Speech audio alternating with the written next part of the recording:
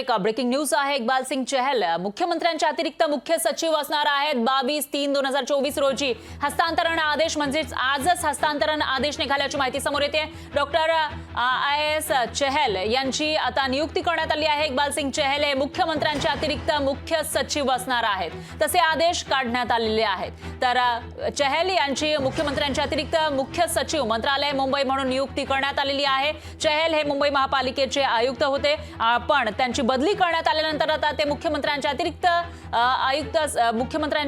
अतिरिक्त मुख्य सचिव असणार असल्याची माहिती समोर येते। त्यामुळे आता ते मंत्रालयामध्ये काम करणार आहेत आणि मुख्यमंत्री शिंदे यांचे अतिरिक्त मुख्य सचिव म्हणून ते काम करणार आहेत।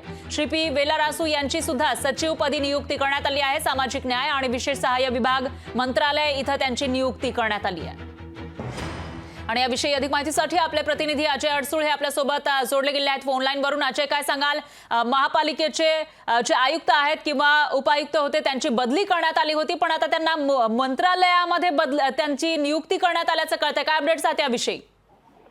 नक्कीच सर, आपण पाहू शकतो की मुंबई महानगरपालिकेचे जे आयुक्त होते इकबाल सिंह चहल यांची बदली 3 वर्षाहून अधिक कार्यकाळ झाला तरी होत नव्हती। त्यानंतर केंद्रीय निवडणूक आयोगाने ही बदली केली। मात्र विरोधी पक्षांकडून सातत्याने याबद्दल विरोधी पक्षनेते विजय वडेट्टीवार असो किंवा काँग्रेसच्या इतर दुसऱ्या नेत्यांकडून सातत्याने आरोप होत होता की IAS अधिकाऱ्यांच्या बदल्या का वेळेस होत नाहीत। त्यामुळे आता जर पाहायला गेलं तर ती बदली काही अगदी 4 दिवसापूर्वी झालेली होती। मात्र नंतर मुख्यमंत्री एकनाथ शिंदे यांच्या साथीलाच परत इकबाल सिंह मंत्रालयामध्ये आलेले आहेत।